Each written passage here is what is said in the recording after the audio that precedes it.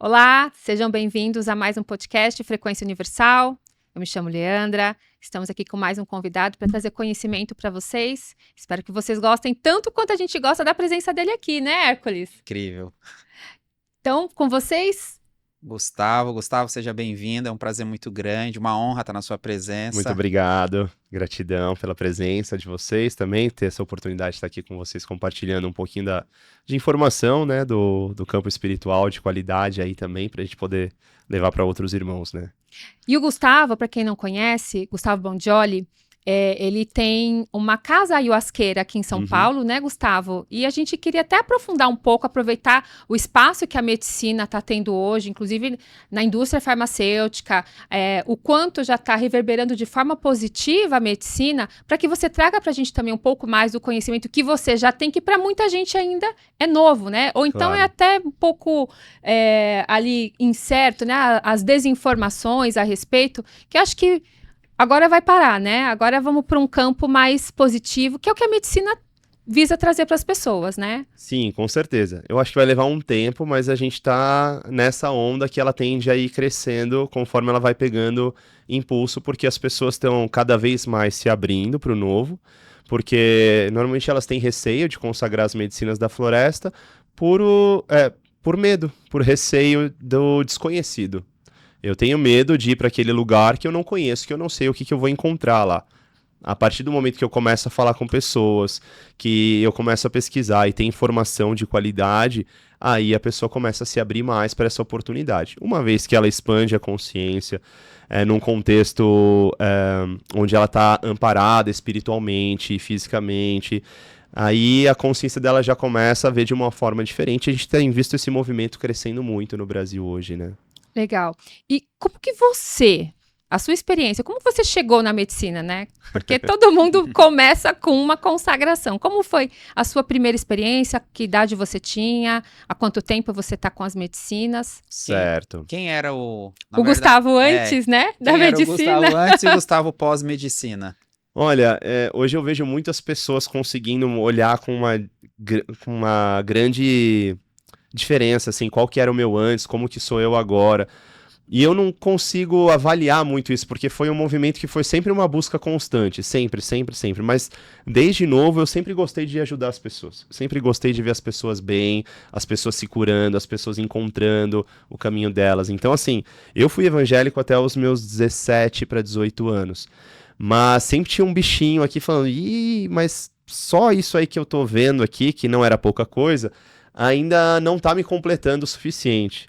E eu tinha uma doença de pele muito grave, que era uma dermatite atópica, que eu não encontrava cura em lugar nenhum. Eu sofria muito, minha mãe sofria junto, e aí passava em naturopata, dermatologista, homeopata, acupuntura, tudo que vocês podem imaginar eu tentava. Mas eu tinha alguma coisa que assobiava no meu ouvido que eu ia encontrar essa resposta na espiritualidade, e foi onde eu encontrei. Porque era uma alergia que ela formava uma capa vermelha no meu corpo inteiro, coçava ele inteiro e cortava, fazia feridas em todas as dobras do meu corpo, menos na palma da mão e na sola do pé. Então, assim, noites de eu tomar 4 antialérgicos para dormir e não parar de me coçar. Cheguei a tomar 80 miligramas de corticoide em um dia, para poder, uma dose alta, normal, assim, é 20 miligramas. Então, assim, era uma dose muito além, porque não tinha como outra forma de aliviar, né? Até que, e foi isso um dos motivos para eu ir buscar a ayahuasca, né? Um dia eu tinha uma amiga, Marcela, que ela me convidou para ir consagrar a ayahuasca na linha do Santo Daime. Isso eu tô com 42, eu tinha 19 anos na época, né? E aí, eu sempre fui muito aberto para conhecer, depois que eu virei essa página, que eu estava saindo da igreja evangélica para conhecer a doutrina Kardec, estudar o kardecismo, ainda não conhecia Umbanda, né? Mas aí eu fui, e era em Cananéia, era 4 horas de viagem, assim, então foi uma baita jornada até chegar lá, porque eu era muito novo e você não tá acostumado a dirigir tanto naquela época. E aí chegamos lá no meio do mato, numa casa do Santo Daime, né? E eu tinha, assim, segundas intenções com essa amiga na época, né? E aí ela falou, vamos tomar esse chá? Eu falei, bora, vamos lá, que vai ser incrível e tal. Mas quando chegou lá, eu falei assim, bom, se eu não quiser tomar o chá na hora, eu não tomo e tá tudo bem. Aí o dirigente educadamente fechou a porta e falou: a única regra é que todo mundo que tá aqui tem que tomar o chá. Aí eu falei: então agora não tem mesmo pra onde correr, né? E, enfim, aquela foi minha primeira experiência e talvez uma das mais marcantes, porque eu tenho 3 lembranças nítidas que eu vi nessa primeira consagração que não, que eu, se eu fechar os olhos eu consigo voltar e ver com clareza, assim. Que eu tava consagrando, né? Tava numa força muito alta. E aí eu abri o olho e eu vi um feixe de luz que vinha do chão, assim, pro céu. E ia direto pro céu, assim. Tava a uns 20 metros de distância de mim, assim. Aí num outro momento eu fechei o olho e eu vi vários olhos, pareciam borboletas, assim, os olhos me olhando, né? E num terceiro momento eu vi uma canoa com índios, e aí eu já estava no meio da floresta, ouvindo o som dos pássaros, não estava ouvindo mais nada ao meu redor, e eles remando na minha direção. Então eu vejo que é como se fosse uma iniciação que eu recebi, onde esse jato de luz do chão, da terra para o céu, mostrava o caminho de retorno para o Pai. Os olhos que me olhavam, eu senti que eram os meus mentores espirituais. Hoje eu tenho essa consciência, falando: estamos aqui, estamos com você.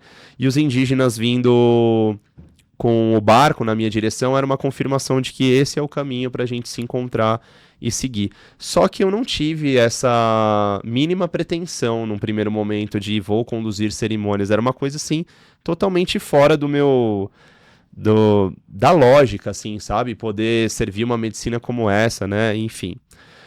Eu consagrei umas 5 vezes lá, eu ia a cada 6 meses, assim, mas acabou que eu, depois de um tempo, eu fui morar na África, depois que eu me formei. Eu fiquei 1 ano em Moçambique, 2 anos na Nigéria. E aí, quando eu voltei pro Brasil, que eu conheci a Umbanda. E aí, na Umbanda, era a última religião que eu tinha interesse em conhecer, porque eu tinha um preconceito, como talvez a maioria das pessoas. Mas lá me abriu uma porta porque eu ainda estava com aquela questão da alergia. E lá eu encontrei um preto velho que me ajudou e falou assim: eu resolvo o seu problema. Aí eu falei: ué, ninguém falou isso até agora, né? E aí, passando com ele em tratamento, ele falou assim: eu vou resolver 50% do seu problema. Os outros 50% você vai resolver quando você fizer a mesma coisa que eu. Eu falei: ué, como assim? Beleza, passou o tempo, uns 6 meses, e realmente melhorou 50%.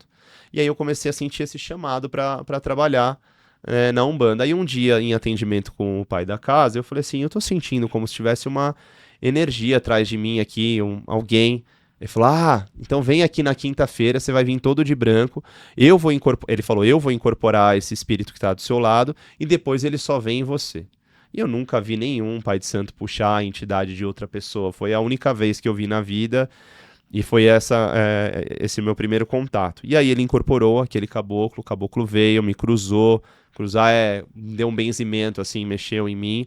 E na hora que ele foi embora, na hora que ele chegou, eu recebi um tranco. Na hora que ele foi embora, eu senti um outro tranco. Isso no corpo do meu pai de santo. Eu já senti que tinha alguma ligação, alguma coisa diferente acontecendo. E aí o pai de santo falou: olha, esse é um caboclo de cura. Ele vem para trabalhar, para ajudar as pessoas, né? E é isso. E aí, a partir dali, eu comecei a vestir o branco e seguir a minha jornada. E aí, depois de alguns anos, o próprio Caboclo Sete Flechas, que é o meu mentor, falou pra mim: ei, lembra daquele chá lá que você tomava? Eu falei: lembro. Então volta lá que tem coisa boa ali pra você. Aí eu fui, consagrei a ayahuasca novamente, e aí começou a abrir outros portais. E aí eu falei assim. Aí ele falou pra mim: agora você vai consagrar com os índios. Eu falei: opa, então deixa eu procurar aqui. Ele falou: não, você não vai procurar nada. Quando for pra ser, eu vou te mostrar e você vai saber. Eu falei: tá bom. Aí eu fiquei na minha, passou uns 2 ou 3 meses assim, e um amigo me chamou, ele sabia que eu tinha interesse, falou: "Ô, vai ter um ritual com os indígenas, vamos?" Eu falei: vamos. E aí foi de paraquedas, eu e minha esposa, nesse lugar que a gente não conhecia, meu amigo não foi, e aí eu cheguei lá, assim que a gente entrou, vi uma placa assim: sítio 7 luas e 7 flechas. Falei: ah, é aqui. E a gente tem contato com eles até hoje. Isso deve fazer uns 9 anos ou 10 anos mais ou menos que aconteceu. Nesse dia, eu incorporei o Caboclo 7 Flechas na força. E aí, quando eu abri o olho, ele falou assim: é isso aqui que a gente vai fazer. Aí eu assustei, porque eu falei: não, mas é muita responsabilidade. Ele falou: eu sei, mas a gente vai estudar junto pra que isso dê certo, né? e para que você tenha sabedoria para conduzir e ministrar as medicinas com maestria. E aí, hoje fazem 6 anos, agora em outubro, que a gente tem o Templo Xamânico Sete Flechas. Então, assim, eu estudei um bom tempo para poder levar isso com sabedoria, para me esvaziar do meu ego, né, da vaidade, e ter um equilíbrio para poder entregar o melhor para as pessoas, né? Tendo um cuidado antes, durante e depois. E foi um pouquinho disso o meu caminho com a Quando, medicina. quando você fala, Gustavo, esvaziar do seu ego, para as pessoas de casa que não sabem o que é isso, o que seria esvaziar do seu ego? Olha, é assim, Como quando eu foi o seu processo, vamos falar assim? Tá, toda vez que eu olho pro outro, eu vou dar um exemplo para você que acontece muito na Umbanda. Você vai lá e atende uma pessoa com o seu guia, né? E normalmente a maioria dos médiums ele é semiconsciente, ele tá vendo tudo o que tá acontecendo. Quando acaba a consulta, aquela pessoa vem e fala: "Nossa, o seu guia falou coisas maravilhosas para mim e que me ajudaram muito". Aí a pessoa já, opa, tem um superpoder aqui e eu não sabia. Aí começa a entrar o ego.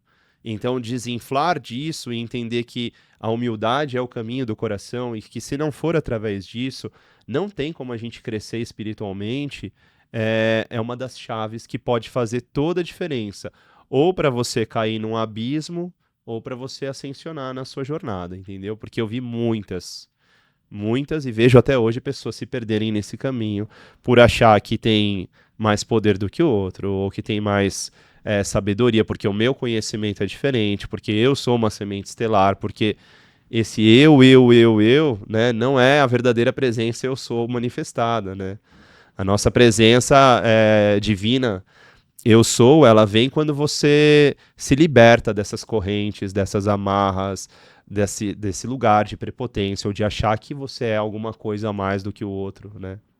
Ô, Gustavo, hoje, com certeza, a medicina está ali à disposição, mas existem alguns cuidados, né, que a casa precisa ter para poder servir a medicina. Fala um pouquinho para a gente, até para deixar aqui de informação para o pessoal, quais são os cuidados, né, ou para quem a medicina não seria indicada?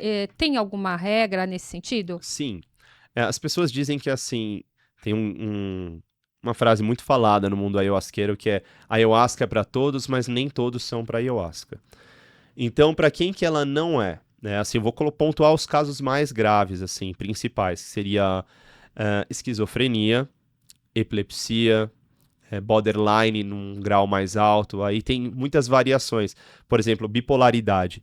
Eu já servi a medicina para muitas pessoas que se diziam bipolar, o que é totalmente contraindicado. Só que existe uma linha tênue entre o que é bipolaridade e o que é obsessão espiritual, atacando uma pessoa com muita mediunidade, que estava perdida, que não buscava a sua espiritualidade, e ela se acha bipolar ou ela foi diagnosticada com isso. Aí faz a desobsessão, a pessoa faz a reforma íntima, se alinha espiritualmente. Ah, me curei da bipolaridade. Será que você era bipolar? Ou será que você só foi diagnosticado erroneamente, né? Fora isso, existem alguns medicamentos que interagem com a ayahuasca. Então, principalmente ansiolíticos e antidepressivos. São medicamentos que não são recomendados. E aí você tem que avaliar o sexo da pessoa, altura, peso, quanto tempo ela toma aquele medicamento, para que ela toma medicamento. Que tem gente que toma um antidepressivo por conta da depressão, e tem gente que toma o mesmo antidepressivo para dormir. Entendeu? Então são casos e casos que você tem que avaliar pontualmente. Então, lá no templo, eu não terceirizo a anamnese. Quem faz a anamnese de cada pessoa sou eu mesmo. Eu avalio, né, o nível, o quanto tempo a pessoa toma aquele medicamento. Se necessário, eu faço uma chamada de vídeo para avaliar os sinais, né, que ela está demonstrando ali, porque existem alguns pontos delicados. Por exemplo, assim, olha, para você consagrar, você vai ficar 2 dias com meia dose desse medicamento e 2 dias sem. Tá bom, ok. Só que quando a pessoa fica 2 dias sem, também ela pode ter uma abstinência. Ela pode chegar com dor de cabeça, ela pode chegar cansada porque ela não dormiu, ela pode chegar com ansiedade, né? Então, todo esse lugar é muito delicado e que você tem que ter uma atenção redobrada para quando a pessoa está nessa situação.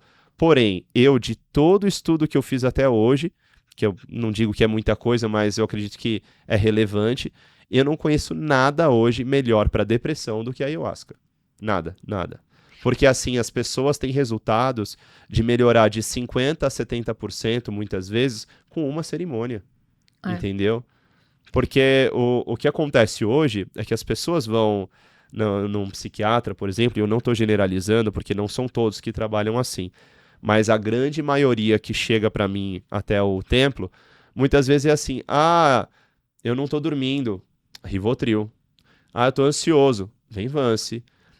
Eu tô me sentindo triste, Fluoxetina. Tá, e quando que eu vou tirar esse remédio? Quando você estiver bem, a gente volta a conversar. E aí fica uma coisa que a pessoa volta, dá mais um pedido médico, mais um, e tem gente que já começa a fica tomando remédio já sem nem passar mais com o médico. Por anos, 5, 10 anos preso nisso. Isso não é normal. Isso não é normal. Só que as pessoas têm normalizado isso. Então, eu mostro um caminho para as pessoas através de 3 a 6 consagrações, onde ela consegue se libertar dos medicamentos e não tomar nunca mais. Por quê? Um exemplo, eu sou ansioso porque meu pai me abandonou na infância e eu guardo essa ansiedade, só que isso está num lugar inconsciente e eu não tenho certeza do que é ou por que isso está acontecendo. Ok. Então, o que ela faz? Ela vai na ayahuasca, ela visita a infância dela, ela perdoa o pai, obviamente ela cura a ansiedade. Ela curou a ansiedade, ela não vai mais ter sintomas de ansiedade. Obviamente eu estou falando num cenário que parece muito simples. Isso pode levar 3, 6 consagrações, às vezes 1 ano, vai variar de caso para caso. Mas existe uma cura para a alma das mais diversas situações que a gente vê hoje em dia. Se a gente for pensar bem que a doença, né, da matéria é algo ali no inconsciente ou no lado espiritual, né, as manifestações físicas seriam ali, porque pelo corpo sutil já se passou, e o corpo sutil a gente fala de corpo espiritual, já passou pelo corpo sutil, vai desencadear na matéria, né, de alguma forma. Sim.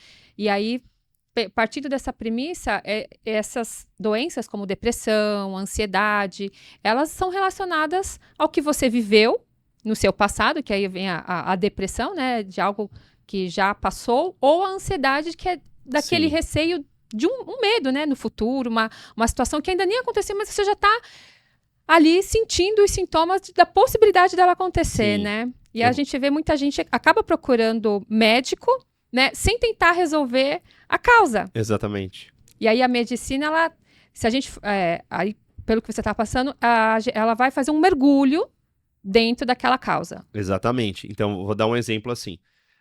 Se a ayahuasca não curar o seu corpo físico, ela vai curar a sua alma. Então, você pelo menos vai ter a compreensão de por que você não resolveu aquela situação, ou você tem que continuar ou permanecer com ela por meses ou anos ainda, ou talvez a vida inteira, tá bom? Mas, por exemplo, assim, a gente está tratando um irmão, o William, que ele chegou lá com câncer em estado terminal. E ele já estava quase desistindo de deixar assim, E aí ele tomou a ayahuasca e ele começou a ter mudança nos resultados médicos, né? Os médicos que tinham desenganado ele falaram assim, o que você está fazendo? O que aconteceu? Não, tô fazendo isso, isso e isso. Lembrando só um ponto de atenção, isso não é uma regra para todo mundo, tá? Tem que sempre avaliar a situação da pessoa, se ela tá fazendo quimioterapia ou não, enfim. O resultado dele foi melhorando, melhorando, melhorando. Aí teve uma hora que estagnou, aí continuamos o tratamento, né? Durante o trabalho, a gente fez algumas cirurgias espirituais nele, junto com o Caboclo Sete Flechas, com toda a egrégora do templo. E agora a médica já tá quase que falando assim, olha, a gente vai fazer mais uma químio. Se ficar tudo bem, você tá liberado da químio, a gente vai fazendo um acompanhamento só, entendeu? Então, esse é o tipo de coisa que você pode encontrar com as medicinas da floresta, dentre muitas possibilidades. Porque a maioria das nossas doenças, vão pensar em raiva, ódio, rancor, sentimentos que não são bem resolvidos. Eles vão permeando o seu campo espiritual, em algum momento eles se manifestam para o seu campo físico. Isso pode dar um nódulo, um câncer, entre tantas possibilidades.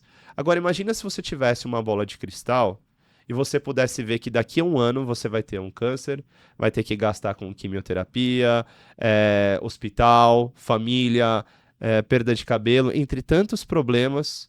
E aí, com um copo de ayahuasca, você faz a limpeza, o vômito, né? E você tira isso antes disso se manifestar. Quanto que vale isso?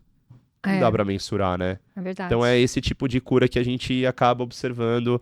Assim, eu teria muitas histórias. Uma breve, por exemplo, é a minha ex-funcionária, que ela tinha refluxo. Tomou ayahuasca uma vez. Foi lá, sentiu, mergulhou dentro da alma dela, encontrou um acesso com o pai dela que não estava bem resolvido, resolveu, saiu da cerimônia e nunca mais teve refluxo. Porque curou o emocional que desencadeava aquilo.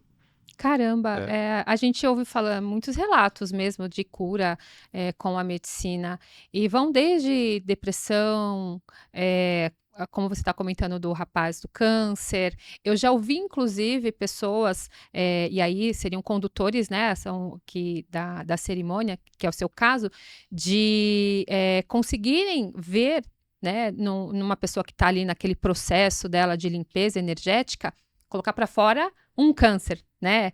Então foi antes dele se manifestar, mas no Aham. campo espiritual ele já existia. Sim. Você também tem esse tipo de visão, Gustavo? Olha, mais ou menos. Mais ou Como é que menos. seria o mais ou menos? Eu não vejo com os olhos, mas eu sinto o que está reverberando no campo da pessoa, muitas vezes com muita clareza. Eu não sou uma pessoa que tem muitas mirações ou clarividência durante a ayahuasca. Isso que eu acho que ainda torna um pouco mais desafiador o meu processo como dirigente, porque aquele que consegue enxergar muitas vezes tem um acesso maior.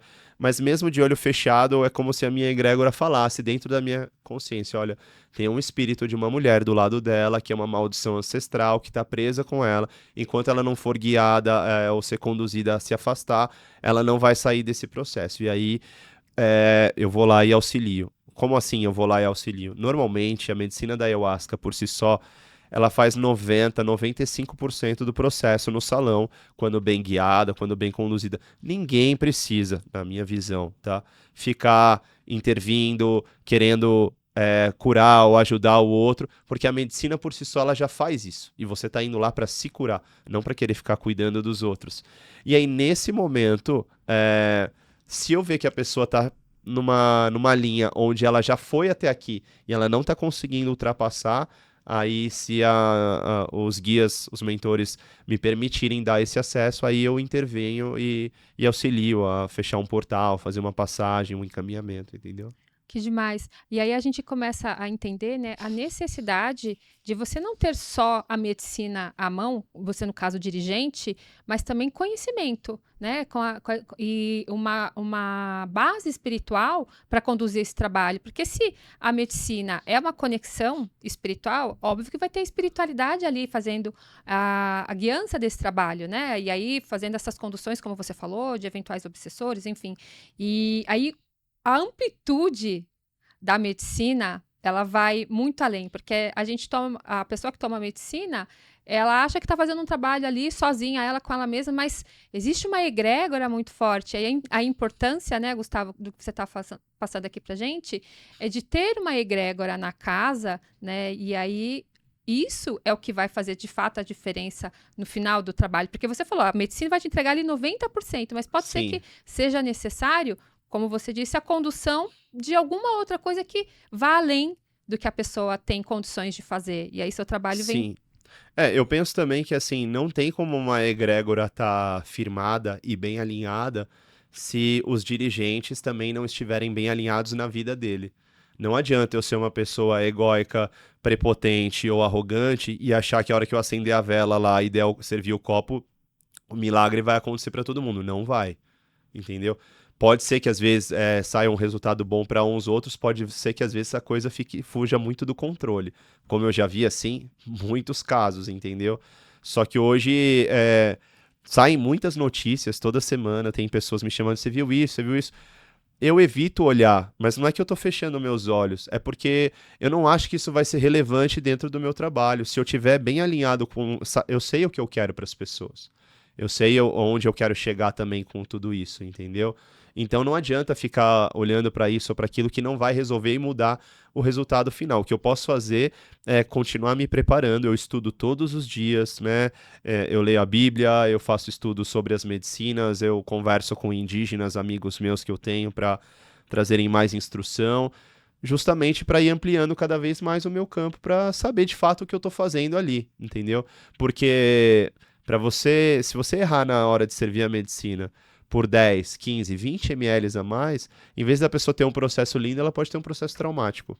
Aí ela sai dali e sai falando mal da medicina, porque alguém errou muitas vezes na dosagem, entendeu? Então é muito comum você ver algumas pessoas relatarem na internet: ah, mas eu não tive uma boa experiência, ah, não sei o quê. Tudo bem, você já foi em médicos.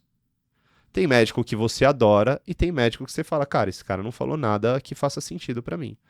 Então, na hora de você fazer uma cirurgia, você vai entrar numa sala e pode ser que você não saia dela. E pode ser que você saia com o seu coração batendo. Qual é a diferença? Muitas vezes o profissional que vai agir ali. Por isso que, assim, um dos grandes diferenciais que eu falo, se a pessoa está procurando, procure uma casa séria, converse antes com o dirigente, saiba quem está conduzindo aquele trabalho, como que a pessoa conduz, qual é o grau de instrução que ela tem, ou qual é a medicina que vai ser servida. Tudo isso faz a diferença no final para o resultado que vai ser não só o dirigente, mas o conjunto dos fatores, entendeu? Inclusive, o Gustavo, trazendo essa clareza aí para a nossa audiência, quais são os perigos, assim, de você consagrar a medicina num lugar não adequado, vamos dizer assim, né? O que isso pode implicar na vida das pessoas? Porque hoje, né, com o marco da internet, tá tudo muito escancarado. E então, tem lugares que estão aptos a consagrar essa medicina e outros não. E a gente sabe, como tudo na vida, existe o lado bom e o lado ruim. Então, muitas das pessoas estão utilizando de forma, inclusive, errônea, a medicina como um negócio. O que você tem a falar sobre isso? É assim, vou dar um exemplo de uma guardiã minha, que ela passava por processos muito intensos. E aí você vai descobrindo a dosagem adequada para aquela pessoa. Então, conforme a pessoa vai consagrando com você, você vai entendendo quem tem o organismo mais resistente. Porque se a pessoa tem um organismo muito resistente e você ficar dando a mesma dosagem para ela, igual você dá para os outros, ela não vai ficar tendo uma experiência tão transcendental, ela vai ficar aqui. Porém, se você pegar uma pessoa sensível e ficar dando a mesma dosagem, ela vai ter processos muito intensos, que muitas vezes não é o recomendado. Então, essa minha guardiã, ela tinha processos muito fortes. O que a gente começou a fazer? Diminuir a dosagem até entregar algo que ficasse confortável, que ela entrasse na força, fizesse o processo e se mantivesse bem. Aí eu fui fazendo esse trabalho de equilíbrio com ela um ano inteiro. No final do ano, ela resolveu fazer um retiro de final do ano em outro lugar. Deram uma dose cheia para ela, desequilibrou todo aquele processo de equilíbrio que a gente vinha fazendo com ela. Depois ela retomou e a gente foi reequilibrando. Então, assim, esse é o cuidado que pode ter. A pessoa pode surtar, ela pode ficar depois do ritual 2, 3 dias na força, ou até coisas bem mais graves, que assim, eu já ouvi falar de pessoa que surtou e quis pegar faca no final da cerimônia, ameaçar os outros, sabe? Esse é o tipo, é tudo que a gente não quer ver acontecer numa cerimônia, né? Uma pessoa querendo agredir a outra. Então, esse é um lugar bem delicado, assim, e que requer muita atenção, porque, por exemplo, assim, a medicina da ayahuasca, união do mariri com a chacrona. Quem fez essa medicina? Ah, tá, fulano. E quem garante que ele não colocou alguma coisa a mais ali? E que aquilo pode atrapalhar em vez de ajudar no processo de cura da outra pessoa? Então, esse é o cuidado de quando você vai pegar a medicina também, sabendo quem é o feitor, se ele é renomado, se ele faz um bom trabalho com a medicina, se ela é uma medicina limpa, qual é a graduação dela, porque tem graduação mais leve, tem graduação mais forte. E aí depende daquela que você vai servir para a pessoa, ela pode ter uma experiência muito diferente, entendeu? Hoje, para quem quer consagrar a ayahuasca, existe alguma regulamentação, alguma norma, alguma lei para que você possa servir essa ayahuasca? Por exemplo, eu sei que o Templo Sete Flechas é uma casa competente que está apto a servir a medicina. Mas para as pessoas que estão em casa, que estão assistindo esse podcast, o que elas têm que tomar cuidado na hora de falar assim, eu vou consagrar na casa XYZ? O que ela tem que saber, Gustavo?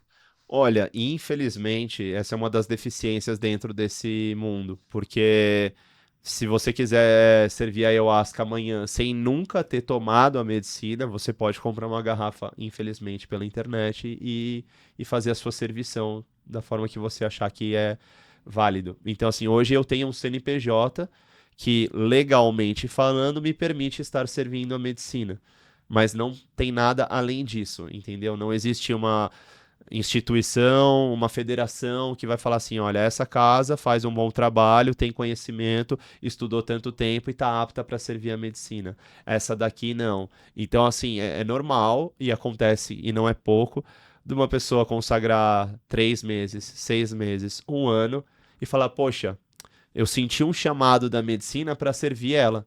Mas calma aí. Esse é um chamado real ou é só uma expansão daquilo do seu desejo interno?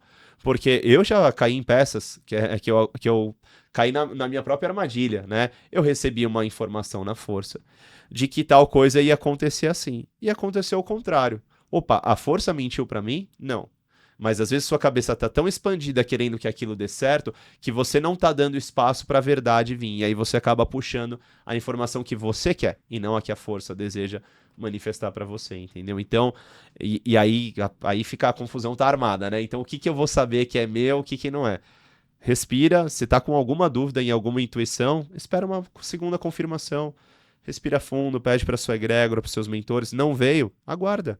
Não precisa ter pressa, né, pra gente resolver as coisas. E nem precisa que tudo que a gente vai fazer na nossa vida, a gente precisa da autorização ou permissão da nossa egrégora espiritual, ou pedir ou perguntar pra eles. A gente tem que ter o nosso aprendizado no dia a dia fazendo a nossa parte. E aí, na melhor hora, eles também vão manifestando e amparando a gente nessa jornada, né? Legal você falar que conversar, né? Dá para interagir, né, quando você está ali na força, com a própria consciência da medicina, porque Sim. se a gente partir do pressuposto que o que vai expandir nossa consciência, a gente vai se conectar com algo superior, algo maior. E dá para manter ali aquele diálogo, oh, mas é isso aqui, me ajuda aqui, me mostra ali e tal. Me confirma, é isso? Sim, esse diálogo ele acontece em vários níveis. Então, tem vezes que você pode estar ouvindo um mentor espiritual seu. Tem gente que fala, nossa, eu tô ouvindo a serpente falar comigo, a jiboia falou comigo, tal. Tem gente que fala, nossa, eu ouvi a força da ayahuasca falando comigo, a madrecita falou pra mim isso. E tem gente que fala, nossa, eu ouvi o meu eu superior, né, trazer... E às vezes você não sabe quem tá falando, mas você está ouvindo. Então, assim, não é tão importante o mensageiro, e sim a mensagem no final. Isso pra tudo na vida, né, na verdade.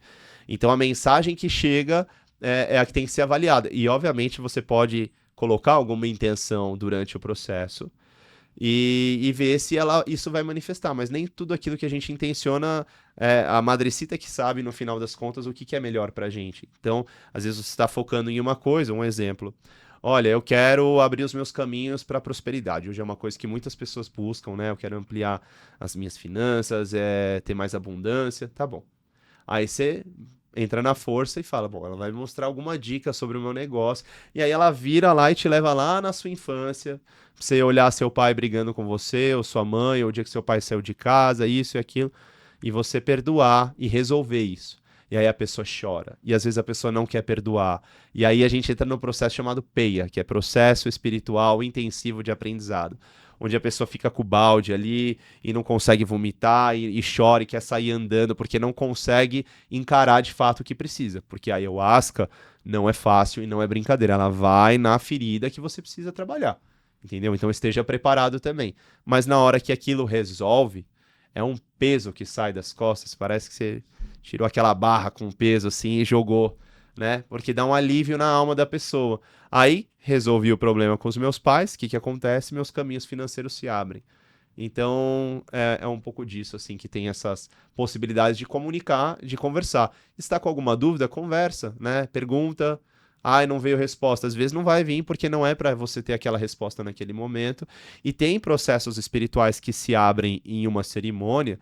Aí você vai passar, você vai em outra cerimônia, ter outro processo, e depois de 6 meses ou 1 ano você vai concluir aquele processo que abriu naquele trabalho anterior. Então isso é muito magnífico, assim, é muito lindo e perfeito como os caminhos vão se encontrando, como essa medicina, assim, é uma tecnologia de altíssima qualidade da natureza que a gente tem o privilégio de ter ela aqui no berço da nossa floresta, né? Gustavo, existe para quem é novo e está querendo consagrar a medicina, vamos colocar assim, existe uma quantidade mínima que você indica de consagrações? Porque assim, eu já consagro a medicina há algum tempo, né? Acho que já deve estar numas 20 vezes aproximadamente, e as minhas 3 primeiras vezes foram desafiadoras, peia atrás de peia.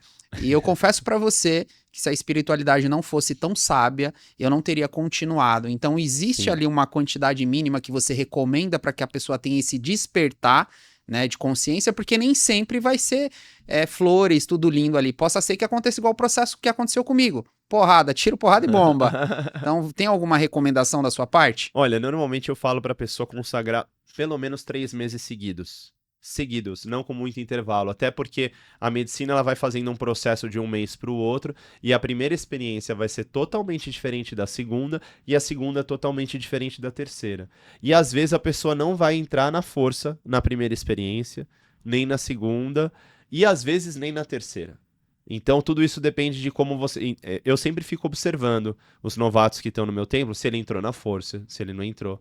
Porque tem gente que entra lá, toma um copo, dorme, não ouve a chamada da segunda repetição, vai acordar no final do trabalho e falar: não entrei na força. Então, você tem que dar essa atenção, para que senão a pessoa vai sair de lá falando que, tomei essa ayahuasca, não senti nada. Tem outros que falam assim: eu tomei uma vez só, vomitei e fui no banheiro.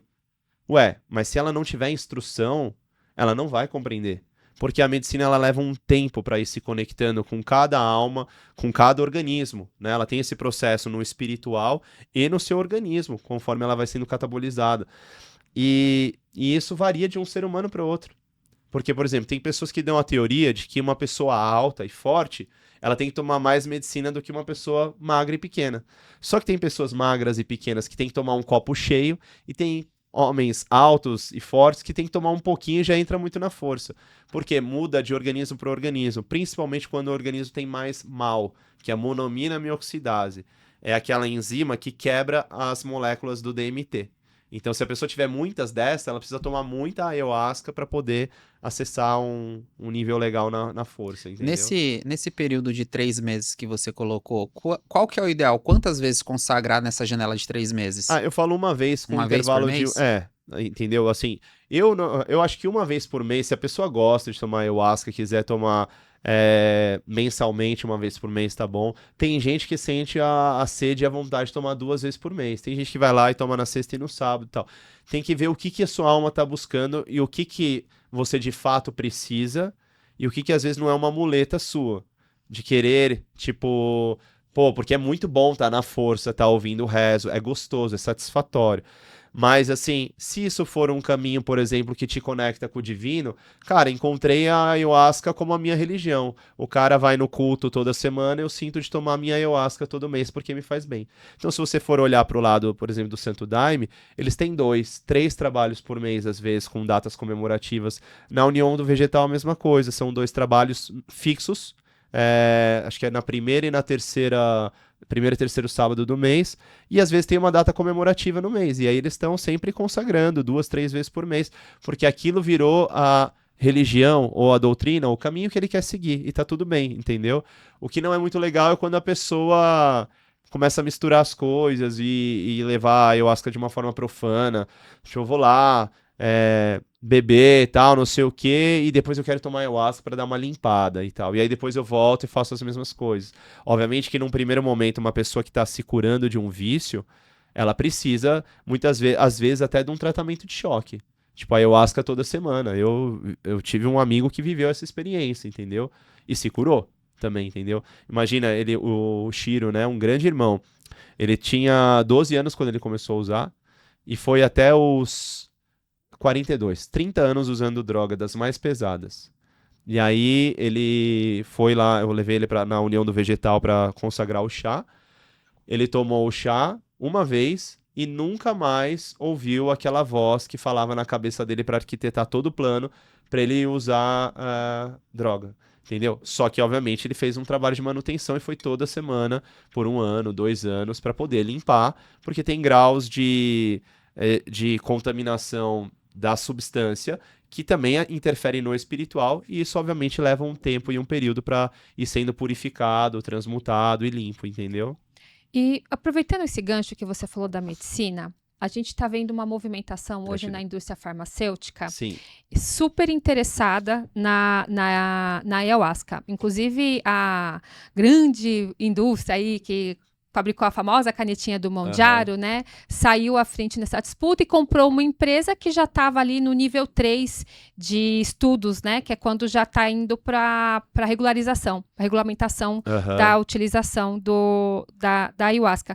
Como você vê a indústria farmacêutica entrando com uma medicina que é ancestral, é uma medicina da floresta que veio ali de uma outra corrente, assim como todas as outras medicinas, né? A indústria farmacêutica está buscando mais uma.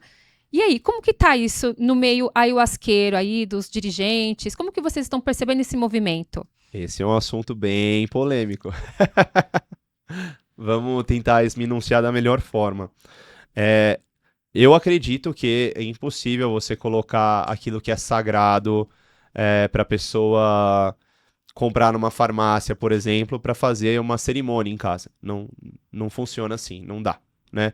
Mas, se você pegar, extrair aquilo que tem de bom da substância e você puder levar para as pessoas e isso ajudar ela de alguma forma. Por exemplo, eu vou falar de um assunto que eu não tenho embasamento e nem 100% do conhecimento, mas já ouvi pessoas que fazem floral de ayahuasca.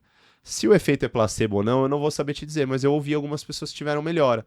Ou seja, ela não vai entrar na força, ela não vai ter um acesso, mas uma vez que a medicina sagrada está entrando em contato com o seu organismo, se ela foi produzida de forma sacralizada, né, com rezos e tal, eu acredito sim naquela energia espiritual que vai agir e auxiliar a pessoa de alguma forma, sabe? Então, seria isso. Eu não sei dizer se eu sou contra ainda, porque eu não sei o resultado disso no longo prazo. Eu gostaria que fosse muito positivo, mas talvez só lá na frente que a gente vai saber, né? Mas você falou agora, né, que da ritualística, né, no feitio aí da ayahuasca com rezo e tal. Então, existe uma forma de se fabricar o chá, né, produzir o chá? Com toda certeza. Eu fui agora para o Acre, né? Tava na aldeia Xamanabá com o Salu, que é um cacique, um amigo meu indígena, e a gente preparou 30 litros de medicina. Para fazer 30 litros, que não é muita coisa, a gente ficou com 3 panelas no fogo por 6 dias seguidos, praticamente, 5 dias mais ou menos, entendeu? São tachos que vão sendo reduzindo, até você achar a graduação que você quer. E dentro disso vai tendo rezo, intenção, a gente vai tomando a medicina durante o feitio, durante o preparo, vai se conectando com aquela energia para poder entregar o melhor dela depois para as pessoas que vão estar consagrando ela, entendeu? Entendi. E aí a indústria farmacêutica não teria isso, né? Você não imagina Acho que eles não iam pagar um pajé pra estar lá ou um preparando. químico, né? Fazendo uma oração, abençoando o medicamento. Aí perde aí um pouco a essência do que a ayahuasca leva para as pessoas, né? Sim. E aí a gente vai colocar isso em cápsula, né? Como vai ficar isso? Então, esse é um futuro que ainda é um pouco oculto, né? Que não dá pra ter certeza como que vai ser e de que forma vai ficar. Mas, por exemplo, você já tem resultados, e aí vamos olhar o lado positivo disso tudo também. Da psilocibina, que é o cogumelo mágico, né? De colocar ele em microcápsulas que são em farmácias que manipulam. E ele funciona como um excelente antidepressivo, por exemplo. Então, poxa, mas não entrou com a parte espiritual? Talvez de uma certa forma vai ter a parte espiritual agindo também ali, entendeu? Mas é algo que é muito benéfico, tanto como antidepressivo, como para melhorar o sono, entre várias possibilidades, sabe?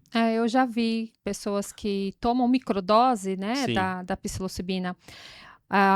Mas aí, entrando novamente no processo da ayahuasca, aí a gente vai entrar ali num campo que muita gente deixa de viver a experiência com medo disso, que são as famosas limpezas, né? Muita gente fala, eu não gosto de vomitar, eu não gosto de ter a sensação do vômito, da ânsia. Como é visto esse processo, né? E por que muita gente passa por ele? Olha, eu não conheço ninguém que gosta de vomitar, mas Eu também não. é um ponto que, assim, lembra que a gente estava falando da bola de cristal? Que você podia ver no futuro. Imagina você ter a oportunidade de vomitar um câncer. Então, quando você traz essa consciência para a pessoa, opa, peraí, eu tenho problemas do meu passado, eu tenho questões que não foram bem resolvidas e que eu gostaria de resolvê-las, certo? Certo. Se eu tiver que vomitar 1, 2, 3, 10 vezes essa noite, mas curar essas questões, quanto que vale isso? Vale a pena, entendeu? E assim, respira fundo, vai e vai passar. É isso que a gente fala pra todo mundo. Ai, a força tá muito alta. Uma hora ela passa. Esse negócio de, ai, eu tenho medo de tomar ayahuasca e não voltar. Tomara que você não volte a pessoa que você chegou aqui. Porque todo mundo volta melhor, né? Essa é a ideia, entendeu? Então, essa questão, por exemplo, já entrando nesse assunto de não voltar, é assim, por exemplo, uma pessoa que tem esquizofrenia, ela pode tomar ayahuasca e dar uma surtada. Só que aí ela já não pode mais tomar, né? A não ser que você identifique que aquele surto não foi mental, foi uma parte espiritual que pegou no mental, que são coisas diferentes, entendeu? A pessoa que já tem uma deficiência na psique, se a ayahuasca atingir ali, vai danificar e vai incomodar. Pode ser que ela normalize depois e mantenha o mesmo estágio que ela tinha antes, pode ser que aquilo comece a ir só piorando, entendeu? Entendi. Gustavo, aí agora eu vou fazer pergunta de primeiro, né, primeiro grau ali, que é quando você está começando a interagir com medicina. Como que a pessoa identifica que ela entrou na força? Isso é muito legal, porque eu sempre falo assim para as pessoas, ó, vou falar tudo aqui, mas assim, talvez nada do que eu fale vá resumir a experiência do que aquilo que você vai viver de fato, entendeu? Então, quando a pessoa vem repetir, eu sempre pergunto, e aí, entrou na força? A pessoa, não sei, não entrou. Quando você entrar na força, você vai saber. Porque tem um mestre da União do Vegetal que perguntaram pra ele, mas explica pra gente como é que é esse negócio de força, como é que explica a força? Ele falou, tá bom, mas antes eu vou te fazer uma pergunta, ele falou pro repórter. Imagina uma rosa, tá, sente o aroma da rosa. Ah, senti. Agora me explica como é que é o aroma da rosa. Ele falou, não dá pra explicar. Ele falou, a força é a mesma coisa. Não tem como você explicar, é uma sensação que só aquela pessoa que tá recebendo vai poder falar. Você pode falar, você vai ficar nauseado, você vai ver. É uma expansão que varia. Eu vou sentir de um jeito, você de outro, você de outro. Para cada um vai ser de uma forma diferente, entendeu? Então não tem nem como a gente colocar numa balança, né? E assim, cada vez que eu ouço um relato, e assim, eu já servi talvez mais de 5, 6 mil copos de medicina, eu ouço um relato diferente. Não vem uma pessoa falar, cara, aconteceu isso aqui, isso aqui, isso aqui, e a outra pessoa vem falar para mim, nossa, eu vivi a mesma coisa. Não acontece.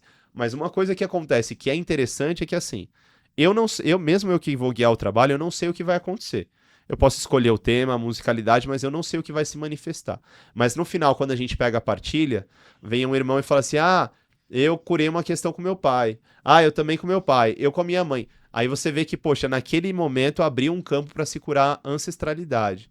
Aí, ou um outro exemplo, aí a pessoa falou, eu vi um ente querido meu que já se foi, eu também vi um ente querido meu que já se foi, eu também. Pô, você vê que aquele campo ele se abre naquele trabalho, mesmo sem eu saber ou sem intencionar, às vezes a ancestralidade, um ente querido que já se foi, um trabalho de quebra de maldição, onde a pessoa fala, nossa, eu quebrei uma maldição ancestral. Eu também quebrei um padrão. E aí você vê que, tipo, de fato tem alguma coisa maior acontecendo ali, que não só uma viagem linda que você tá tendo com cores e luzes, né? E deixa eu te perguntar, a gente ouve falar de diversos tipos. Você falou aqui da União do Vegetal, do Santo Daime. Tem a barquinha também. E tem o xamanismo. Qual que é a diferença dessas linhas? O que muda? É o ambiente? É da forma que é conduzido? Música? Como que funciona? Porque o seu a gente sabe que é o templo xamânico Sete Flechas. E os demais, como são? Como que é o seu e os demais? Tá. Explica pra gente. Eu vou resumir um pouquinho do conhecimento que eu tenho de cada um, né? E perdão aqui se eu deixar falhar alguma coisa. Mas, por exemplo, eu vou falar um pouco do contexto de como é conduzido. Não tanto a fundo na doutrina. Mas o Santo Daime, por exemplo, é uma doutrina que foi canalizada pelo mestre Irineu. Ou seja, ele foi lá no Seringal, né? E aprendeu, né? E construiu a doutrina toda.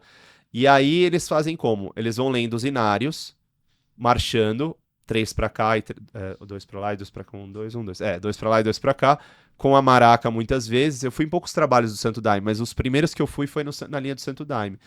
E eles vão cantando inários a noite inteira. Então, às vezes, canta 3 horas, para um intervalo, mais 3 horas de inário e tomando medicina, tomando Daime, entendeu?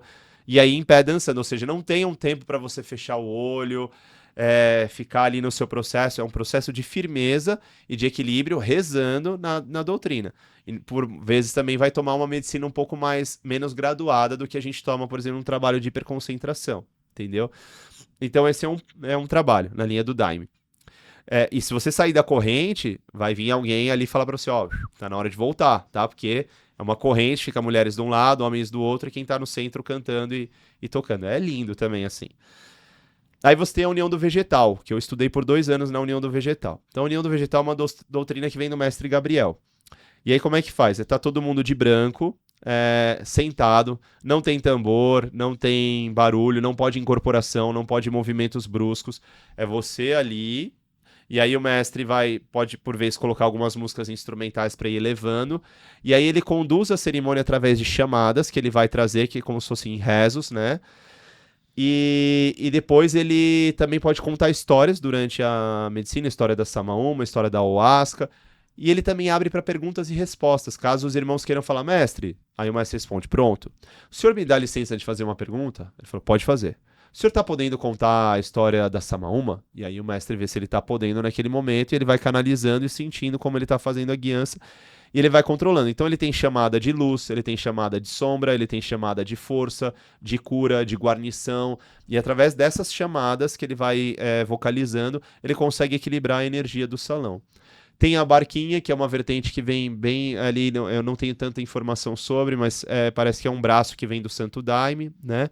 E os rituais xamânicos aí funcionam assim. Você tem o xamanismo que vem do povo da floresta, do povo indígena, e aí você tem o homem que fez o neo-xamanismo, que é aquele que vai buscar as medicinas da floresta, que é basicamente o que a gente faz, e trazer nesse contexto urbano. E aí você pode conduzir com playlist, com sound healing, com rezos também, ou chamadas. O que eu acho sempre importante é que quem está guiando o trabalho trazer um rezo ou uma chamada, alguma coisa vocalizada, porque é ali, pelo menos para mim, que eu sinto quando eu estou conectado com o salão, é como eu sinto que está reverberando a força do salão, é como eu consigo me conectar com todas as pessoas que estão ali sentadas e sentir a energia delas para manifestar. Então, por exemplo, assim, o primeiro trabalho que eu conduzi na linha xamânica, eu nunca tinha participado de um ritual xamânico antes, a não ser dos indígenas, mas de neo-xamanismo eu não sabia. Então eu não sabia nem como montar uma playlist, tinha alguma ideia do que o meu mestre fazia na união do vegetal, mas no contexto xamânico urbano é totalmente diferente. E aí eu fui fazendo do meu jeito, eu fui encaixando as coisas do meu jeito, do meu jeito não, né? Do jeito que a espiritualidade vai guiando, porque se tem uma coisa que eu sempre fiz bem, assim, é ser obediente a ouvir o que eles estão me passando e levar isso da melhor forma possível pra frente, entendeu? Pra não ficar interferindo naquele lugar do ego de, não, eu acho que vai ser melhor assim, mas peraí, não é isso que a espiritualidade tá falando. Só que enquanto a sua mente estiver barrando, essa informação ela não vai chegar como ela deveria, né? Gustavo, para a pessoa que está na força ali e vem para ela um download ou vem para ela ali se manifesta uma entidade, assim, como que a pessoa ela tem consciência e lucidez? Se aquilo que está sendo apresentado para ela é da luz ou é algo ali para, vamos dizer assim, dificultar o entendimento dela, tentando ali sim ancorar nela como se fosse algo da luz, mas na verdade é da sombra. Como que a pessoa ela consegue fazer essa distinção? Se isso que eu tô recebendo se manifesta parecendo que é luz, mas na verdade é da sombra. Não sei se você já teve algum caso assim que aconteceu lá no seu instituto. De tudo ali tá dizendo, ó, isso aqui é da luz, mas na verdade era um espírito zombador, vamos se colocar assim, uma entidade zombadora tentando ali ludibriar para que a pessoa tomasse uma decisão errônea. Olha, eu vou falar do meu ponto de vista, porque eu já ouvi muitos casos de pessoas falando disso, falando de manifestações. Essas manifestações de obsessores ou de espíritos das sombras, raríssimas vezes acontece ou abre esse campo dentro do meu trabalho. Não sei se acredito que, não sei não, acredito que é pela firmeza do que a gente está colocando, da proposta que a gente está trazendo, porque o que eu quero e é o meu desejo, e é o desejo de ser manifestado no ambiente, é que só se manifestem ali espíritos de luz. Perfeito. Não dou espaço e não quero outras energias contrárias a isso. Se a pessoa estiver num lugar muito egóico, provavelmente ela vai primeiro para uma peia e não para dar uma abertura para esse espírito de sombra. Mas eu já ouvi muitos relatos de pessoas em outros lugares que, cara, manifestou um obsessor ali, um zombeteiro na pessoa e não queria ir embora de jeito nenhum e tal. Então, assim, eu acho bem raro dentro tô falando do contexto como eu conduzo, né? Porque eu não frequento muitas outras casas hoje em dia para saber como que acontece lá. mas da pessoa ouvir alguma coisa de um ser trevoso mostrando um caminho errado para ela. O que pode acontecer dentro do meu trabalho é talvez a pessoa ter uma influência do ego dela, de achar que recebeu uma informação e às vezes ela tá viajando na maionese. Eu já viajei também, acontece, não é? Todo mundo é ser humano, entendeu? Tá todo mundo aqui buscando aprender e evoluir. Agora, eu acho que a cereja do bolo disso tudo é que, assim, quem consagra comigo tem o meu WhatsApp aberto. E se o cara tá viajando, eu sou o primeiro a puxar o freio de mão dele. Porque se você não puxa, a pessoa vai indo embora numa ilusão e criando uma fantasia na mente dela, que depois pra aterrar isso dá muito trabalho e às vezes nem aterra. Às vezes a pessoa fica só lá no mundo da imaginação, porque a ayahuasca, ela abre portais multidimensionais. Então você vai ter contato com seres estelares, com espíritos da linha Kardec, da linha da Umbanda, da linha estelar, da linha do hinduísmo, de todas as linhas. E se a pessoa não tiver o pé no chão para entender o que está acontecendo e para onde isso está indo, ela pode se perder no meio dessa jornada, entendeu? Então, tomar ayahuasca, vamos colocar assim, seria essencial a pessoa ter um acompanhamento no pós para ela ter um entendimento das visões, das mirações, desses recebimentos, desses recados. Você considera isso sendo um fator assim indispensável, ela ter um acompanhamento ali, pelo menos para ela entender, né, o que ela viu, principalmente para os iniciantes, que provavelmente vai ficar com inúmeras dúvidas, muitos deles, inclusive, pode até ficar traumatizado e até com vergonha de perguntar. Sim. Então você acha assim essencial ter esse acompanhamento pós, ou pelo menos perguntar, né? Sim, eu acho essencial que o dirigente ou os guardiões da casa que encabeçam o trabalho estejam dispostos. Perfeito. E abertos. Porque às vezes a pessoa não tá precisando. Às vezes foi tudo muito claro, ela tá feliz da vida e tá, tem gente que precisa fazer acompanhamento com terapia. Pra ir integrando o processo, compreendendo. Porque a terapia, uma coisa não isenta a outra, entendeu? A terapia é muito importante, é muito bom pra todo mundo. Todo ser humano deveria fazer, ou é bom a gente ter alguém ímpar que não tá no nosso meio pra gente poder conversar. Então as pessoas fazem muitas comparações, um ritual de ayahuasca equivale a 10 anos de terapia, às vezes até mais, mas também uma coisa não isenta a outra. Porque muitas vezes na terapia a pessoa não vai conseguir acessar ou curar aquele trauma da infância, e na ayahuasca ela vai acessar e vai conseguir. Mas a terapia também muitas vezes vai auxiliar a pessoa a alcançar um estágio de mais longevidade dentro da ascensão, daquilo que ela está buscando, por ter um acompanhamento, do que aquele que de repente vai estar se perdendo só achando que aquilo que ele está vendo. Tem gente que vai na cerimônia e fica incorporado o trabalho inteiro. E tipo assim, não tô falando que tá errado, mas assim, mas espera aí. O seu mentor, ele vem ali se manifestar em você para te ajudar a te curar, para mostrar as suas sombras e tal. Mas você não fica ali só para estar incorporado, né?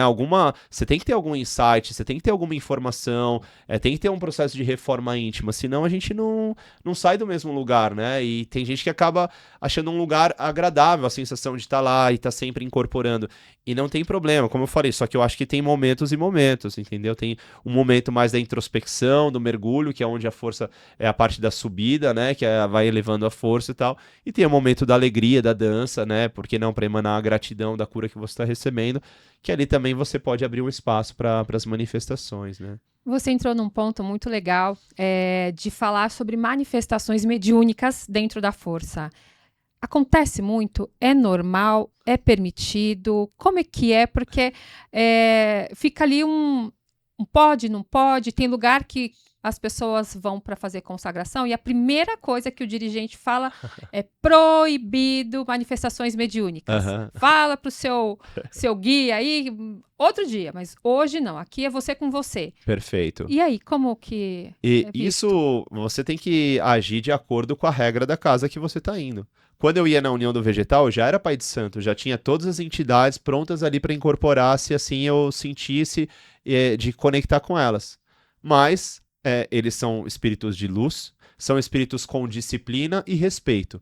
Eles sabem que eu não podia incorporar lá, eles não vão se manifestar. Se manifestar, aí às vezes é a cabeça do médium que não está tão firmada e não está alinhada. Num primeiro momento pode até acontecer da pessoa perder o controle, mas aí a guiança da casa vai falar assim, olha, aqui não, respira, abre o olho, segura a mão, dá uma água e vai puxar a pessoa para uma outra doutrina e disciplina que é a regra daquela casa e tá tudo bem. Não tem nada de errado com isso. O que acontece muitas vezes é que tem lugares que não sabem lidar com essa manifestação.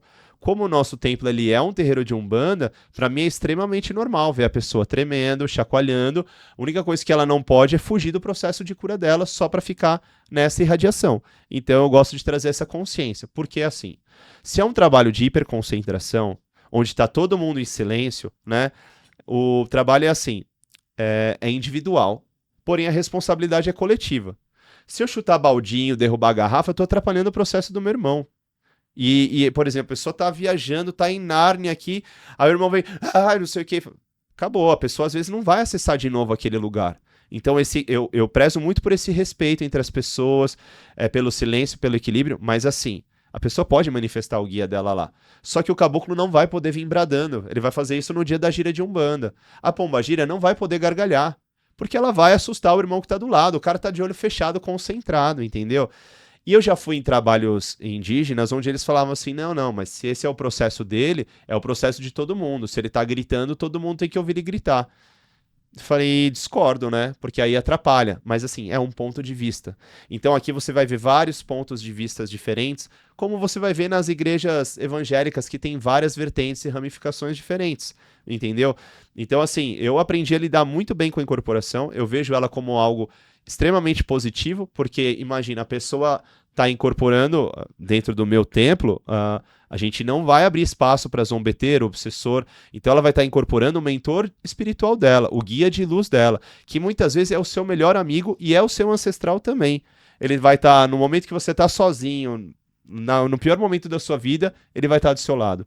Ele vai estar, quando você estiver rindo, ele vai estar rindo com você. Quando você estiver chorando, ele vai estar do seu lado também. Então, o que de mais grandioso você pode ter na sua vida do que ter um contato com alguém tão especial que caminha do seu lado desde o dia que você nasceu, né? Só que ter um entendimento do que é isso e como isso vai sendo alinhado é uma coisa que leva tempo, né? E eu vou fazendo isso durante o meu trabalho. Inclusive, posso fazer o pitch de vendas aqui? Vai, certeza. vamos lá agora. Agora em setembro a gente está abrindo uma turma de desenvolvimento mediúnico, eu e minha esposa Mônica lá no templo, que vai ser setembro, outubro e novembro. São 12 aulas de quinta-feira em São Paulo. Nosso templo fica na Zona Oeste, no comecinho da Raposo Tavares ali. Quem quiser mais informações, depois tem o meu Instagram aí. E vão ser 12 aulas onde a gente faz toda a parte teórica, mas a gente também faz uma parte prática para a pessoa sentir essa manifestação da incorporação, do possível guia que está do lado dela, do mentor espiritual. Então, às vezes, eu também faço esse convite para as pessoas que estão na Umbanda, que eu vejo que está tremendo muito. Um trabalho, beleza. 2, 3, 4 trabalhos. Meu irmão, vamos dar uma olhada nessa mediunidade aí, porque tem alguma coisa maior aí que, de repente, pode ser bom para você e para outras pessoas. Só que se não for trabalhada, a mediunidade é igual uma faca de 2 gumes, entendeu? Ela pode cortar para os 2 lados.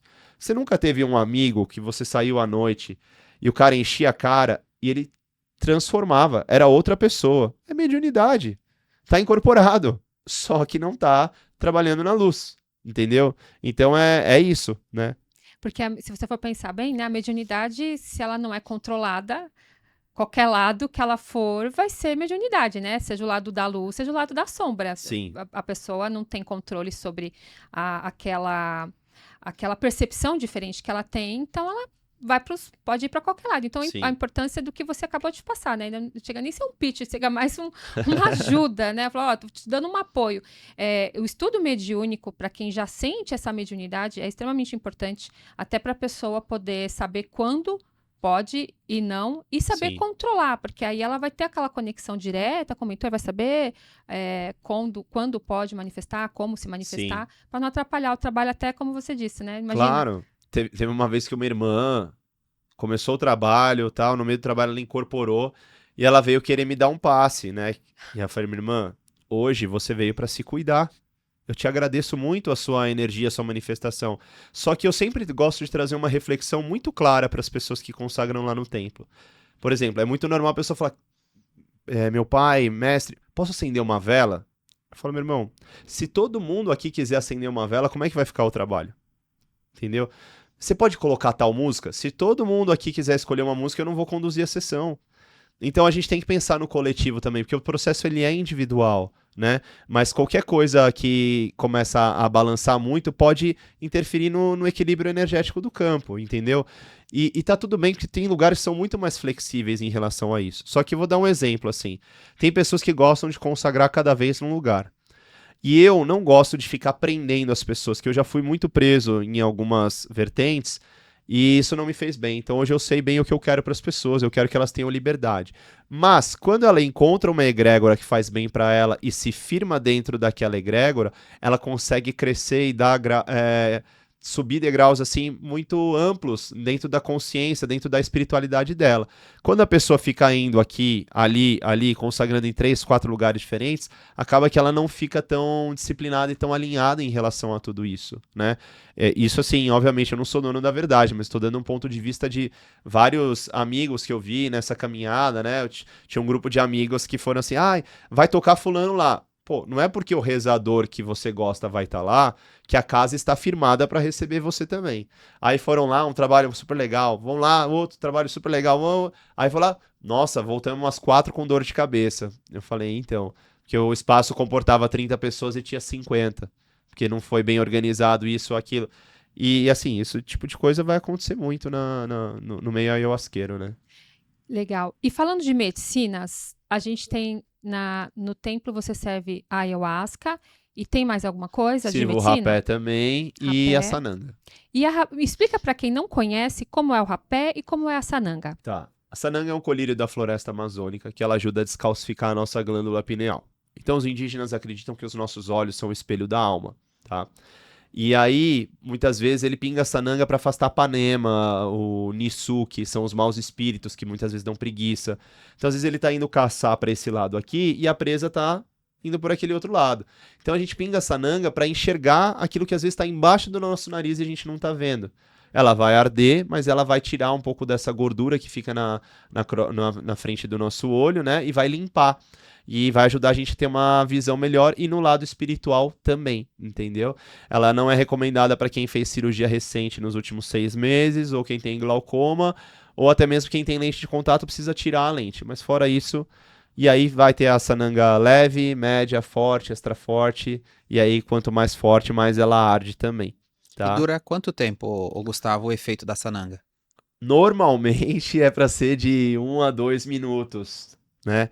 Mas eu já pinguei sananga de ficar 10 minutos sem conseguir abrir o olho. Então eu achei que talvez eu não ia voltar a enxergar naquele dia. Era uma bem graduada, né? Mas uma história engraçada foi quando eu e minha esposa a gente fez a sananga pela primeira vez, que a gente tava naquele ritual indígena que eu falei pra vocês. E eles estavam, a gente vai pingar a sananga, que é pra você ver as coisas do futuro. Eu não entendi nada, o que ele falou assim, amor, o que eles estão fazendo? Então, isso aí é um colírio que você vai enxergar as coisas lá na frente do que vai acontecer na sua vida. Não era bem isso, entendeu? Só que ninguém falou que ardia. E a Mônica tem o olho mais claro, e quem tem olho mais claro tem mais sensibilidade, arde mais. Aí pingaram em mim. Quando pingou em mim, que eu vi que começou a arder, eu comecei a tentar achar ela pra tentar avisar pra ela não fazer. Quando pingou nela, ela... assopra, assopra. E eu, sem conseguir abrir o olho, ela segurava a minha cara. Assopra. E ela colocando na frente do rosto dela, assim. Aí, numa outra vez, tinha um amigo nosso que tava dormindo no ritual, e ele levantou assim e viu todo mundo chorando, né? E falou, nossa, todo mundo emocionado com aquela medicina, eu vou fazer também. Aí a Mônica, olha lá, a Mônica tem um diabinho ali, às vezes, que cutuca. Aí falou, olha lá o Marcelo. Aí ele vai pingar, mas ele não sabe o que é. Aí ele pingou, ai, começou a gritar assim. Já passamos alguns momentos divertidos também, junto com a medicina. E o rapé? Vamos falar do rapé. Como que é? O rapé rapé arde também? O rapé arde no nariz, às vezes, também. Depende da sensibilidade. Você tem... O rapé é uma medicina ancestral também, que ele é a união de tabaco, de preferência orgânico, tá? Com as cinzas da madeira de alguma árvore que foi queimada. Então você tem o tsunu, que vem do pau-pereira, aí você tem cumaru, mulateiro, imburana, samaúma, entre tantas variedades diferentes de rapé que você pode ter. Cada um deles é específico para alguma coisa, mas de maneira geral você usa o rapé para esvaziar a mente e possivelmente também trazer uma limpeza energética ou até, às vezes até um vômito, entendeu? E o que vai determinar a força que você vai entrar com a medicina do rapé são vários fatores. Qual é o tipo de rapé? É leve, nunca a gente fala que a medicina é fraca. Leve, médio, forte, extra forte. 2, a quantidade que vai ser colocada. 3, a intensidade do sopro que vai ser passado. 4, como a pessoa que vai soprar está naquele momento para soprar em você. 5, como você está para receber a medicina naquele momento. E 6, que eu diria que é o mistério da medicina, porque eu posso soprar forte em você e você ter uma experiência ok, eu posso soprar leve e ele ter uma experiência extremamente intensa, entendeu? E o rapé... Desculpa, pode falar. E a mistura dessas medicinas, Gustavo, é normal? Pode se misturar? Ou o ideal é que você tenha ali, consagre uma medicina por vez para que você tenha uma experiência com cada medicina? Por exemplo, numa consagração de ayahuasca, Sim. eu posso usar sanangra, o rapé, só para o pessoal de casa entender? Uhum. Então é assim, a gente normalmente faz uma roda de rapé antes da consagração da ayahuasca, para já acalmar as pessoas que estão chegando, porque às vezes a pessoa chega ansiosa, chega da rua, do trabalho, o que eu tô fazendo aqui, quem é esse cara, o que vai acontecer. Então a gente faz essa roda de rapé que aí todo mundo meio que dá uma alinhada na energia, entendeu? Agora, durante a medicina, é importante entender que assim, a ayahuasca tem uma energia e o rapé tem outra energia. O rapé e a ayahuasca unidos têm uma outra força, entendeu? E aí é um estudo de você conhecer, porque o rapé ele pode aterrar a força da ayahuasca, como ele pode fazer subir. Na maioria das vezes ele vai fazer subir, entendeu? Então, pra mim é assim também, a força ela se manifesta, ela vai ficando aqui com 1h15, 1h30 e eu peço um rapé pra minha esposa. Aí ela sobe, fica mais forte assim, e aí eu consigo ainda ter uma conexão mais profunda pra me conectar com os irmãos que já estão em algum processo ali. Então não tem contraindicação de utilizar a ayahuasca e o rapé junto, a sanangra. Vai Não. depender muito ali do que a espiritualidade te propor. Seria Isso. basicamente isso. Sim. A gente não recomenda muito, assim, um novato que acabou de tomar ayahuasca, que repetiu a segunda toma, né? Fazer o rapé. Porque ele pode vomitar aquela toma que ele acabou de ter, entendeu? E o rapé é uma medicina mais comum que você pode, inclusive, fazer no dia a dia, um estudo em casa. Então, eu recomendo os novatos deixarem mais do meio para o final da cerimônia, se ele quiser ter uma experiência com o rapé, mas que ele foque mais na medicina da ayahuasca e aproveite para aprofundar nesse processo de autoconhecimento com mais intensidade, né? Tomando 2 ou 3 doses, se necessário. Nessas outras 2 medicinas, fora o contexto da ayahuasca que você já falou, existe alguma contraindicação no caso do rapé e da sanangra? Olha, é sempre bom ver como é que tá, como que é a pressão da pessoa, se a pessoa tem problema de pressão alta ou não. Pra sananga não, mas pro rapé também, assim, sabe? Mas não existe muita contraindicação também. Algumas pessoas que têm desvio de septo ou carne esponjosa podem ficar com o nariz mais entupido em vez de desentupir. Porém, para quem tem rinite, sinusite ou tem um canal limpo, muitas vezes o rapé pode ajudar também a curar isso ou até a limpar. Legal. E as músicas? Igreja hoje tem música. Você vai num culto da Igreja Católica no domingo, na missa, né? Tem música. Todo lugar tem música. Uhum. E dentro da consagração também tem. Existe um critério de pesquisa de música? Como que seriam as músicas do ritual xamânico? Como é que isso impacta na experiência da pessoa? Olha, impacta totalmente, porque a condução musical é o que vai determinar como que vai ser a experiência da pessoa, tá? Basicamente isso. Agora, lá no templo, a gente tem alguns rituais com temas. Então, tem o ritual que eu faço da consciência crística, onde vai tocar louvor. Vai tocar louvor no ritual de ayahuasca, Gustavo? Como assim? Vai tocar louvor e a galera vê Jesus andando no salão e sente que está sendo levada e conecta, e é profundo e é maravilhoso, porque tudo depende da frequência que a música está querendo passar e não do julgamento que você está tendo sobre ela, entendeu? Agora, uma coisa que eu aprendi na União do Vegetal é assim, durante a força você não pode colocar nada que puxe a frequência para baixo. Então, quando eu vou trazer um ensino no meio do ritual, é só um ensino de elevação, de cura, de potência, de amor. Eu não posso falar, olha, gente, cuidado, porque o mundo tá um caos. Aí a pessoa tá expandida, ela vai entrar para aquele lugar do mundo que é um caos. Ou a mesma coisa a musicalidade. Eu não posso colocar uma música de uma frequência que tá levando a pessoa para um buraco. Ela tem que estar num processo de elevação, entendeu? Então, isso, assim, é fundamental. Então, lá no templo, a gente tem algumas coisas que eu digo são disruptivas, né? Como talvez vocês viram aí o Jesué e a Renata cantando, né? Então, no final do trabalho, a gente vai fazer um trabalho ali de cura da criança interior. Pô, mas você vai tocar balão mágico no meio da força da ayahuasca? Pô, se você vê o resultado que isso traz... porque no começo eu fui meio resistente. Falei, cara... Aí o Jesué começa a imitar o Timão e o Pumba, entendeu? E aí, cara, e você vê a cura das pessoas... Porque as pessoas que têm 30, 40 anos viveram isso na sua infância na Disney. E aí ela volta pra um lugar ali que talvez ela sofreu um pouco. E aí ela consegue acolher essa criança, entendeu? Então tem algumas músicas que tratam muito bem a criança interior, que dentro do xamanismo é um lugar que tem que ser cultuado. Eu posso ser apedrejado, tomar hater, mas assim, eu não mudo a minha essência. Se eu acredito que isso dá certo e eu estou vendo na prática como que acontece dentro dos meus rituais, eu não tenho por que mexer num time que tá ganhando, né? Confesso que eu tive, quando eu fui lá consagrar, o Gustavo, confesso que eu tive um olhar um pouco meio crítico em relação a isso, porque eu já tinha ouvido falar, né, do final da sua cerimônia, e para mim foi algo incrível. Inclusive, um abraço para você, Renata, para você, Jesué, vocês são incríveis. E é exatamente o que você falou, né? Não tem como parar um trabalho que está dando resultado da cura da criança interior. Então, parabéns. Obrigado. Muito incrível. Valeu. Eu penso assim, né? Poxa, tem 30 pessoas ali por cada cerimônia que a gente faz. 29 tiveram um processo incrível. Aí uma falou assim, cara, a hora que deu louvor eu não curti muito.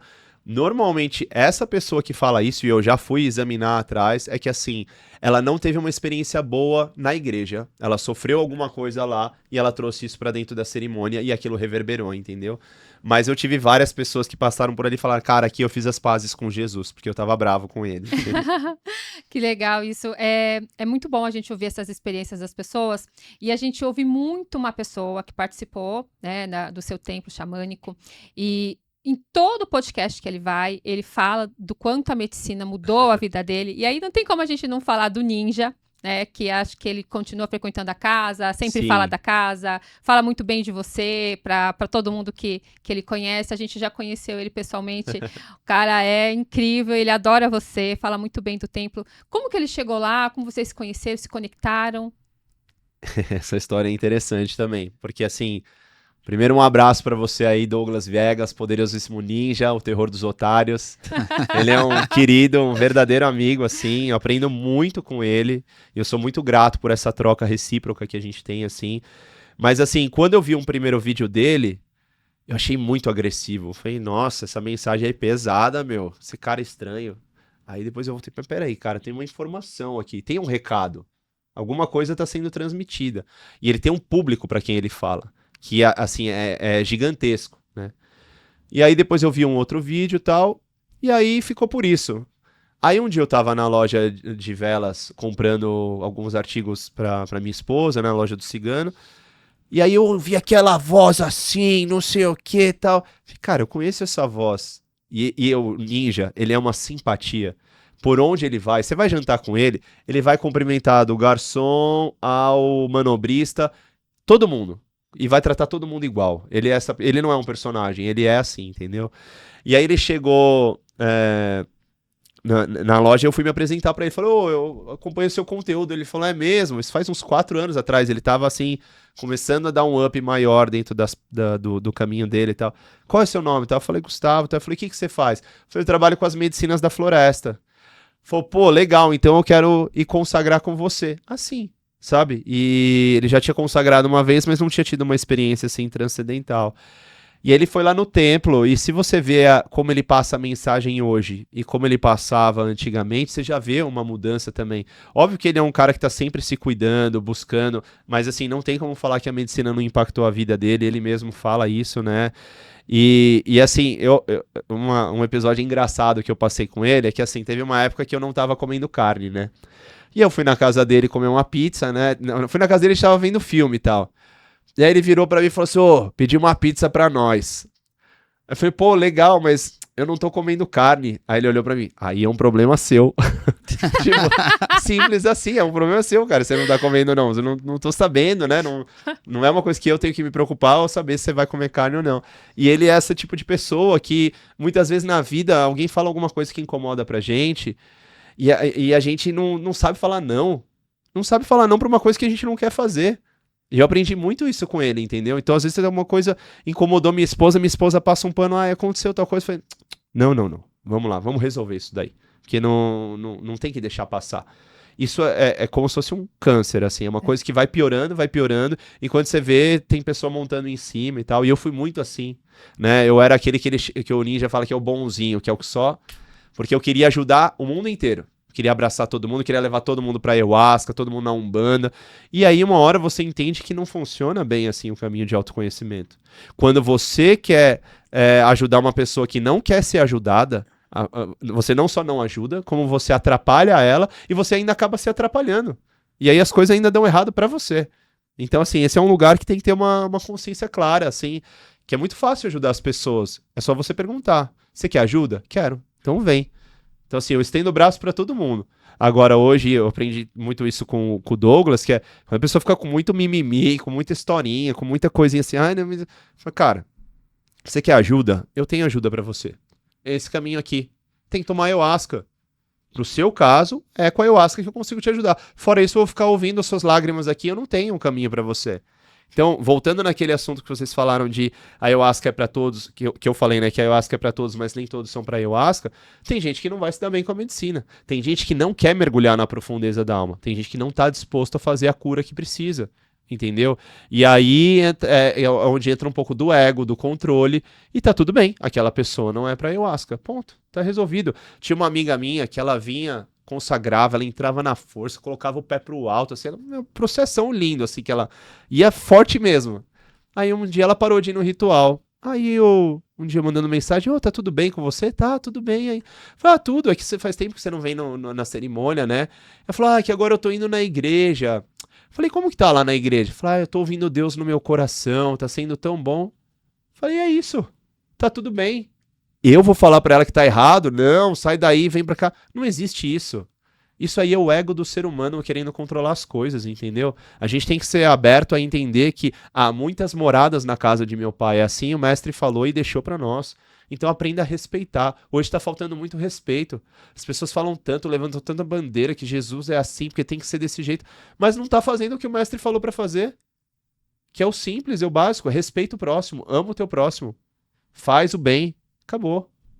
Uau. Eu acho que essa é a maior religião, né, que a gente tem que ter, que é um compromisso com a gente mesmo, né, de fazer o bem, de não julgar, os pensamentos, orar, vigiar, Aham. né, se você faz isso, se você, dessa forma, você segue a tua vida, né, sem julgar o outro, sem fazer o mal pro outro, você já está seguindo o caminho, Sim. né, e aí, a forma que você vai transcender dentro desse caminho, fica por você. É um estudo, é uma consagração de ayahuasca, é uma igreja, é como você se conecta, né? Porque, como você mesmo disse, são muitas moradas, né? Aham. E não existe certo ou errado, existe o que dá certo pra você, o que dá certo pro Ecos, o que dá certo pra mim, e o que dá certo pra quem tá aqui assistindo a Sim, gente. não existe nenhum caminho que eleva o ser humano se não for através do amor, independente da religião. Se não for através do amor, não tem como crescer espiritualmente, entendeu? Então, uma coisa interessante que quebra muito essas crenças, esses paradigmas, é que, assim, o professor Hélio Couto, ele conta que, assim, né, eu vou tentar contar mais ou menos como era a história. Tinha uma tribo indígena fazendo um trabalho de pagelância. Aí eles viram na força daquele trabalho, concentrados, que o Deus era o Rambo, sabe? Ponto. É uma historinha, assim. Aí um deles saiu e foi pra cachoeira meditar, rezar. E aí lá ele viu que Deus, na verdade, era o Rocky Balboa. Mas os dois são o mesmo Sylvester Stallone, manifestado de duas formas diferentes, entendeu? Então, assim, as pessoas ficam querendo pregar que só o meu é o certo. Cara, quando chegar lá do outro lado, dá confusão, porque não é tão simples assim, entendeu? Não é assim, é só o meu. Pô, olha quantas pessoas tem na Índia que cultuam o hinduísmo. São centenas de culturas diferentes no nosso planeta. Como é que eu vou bater a bandeira? Não.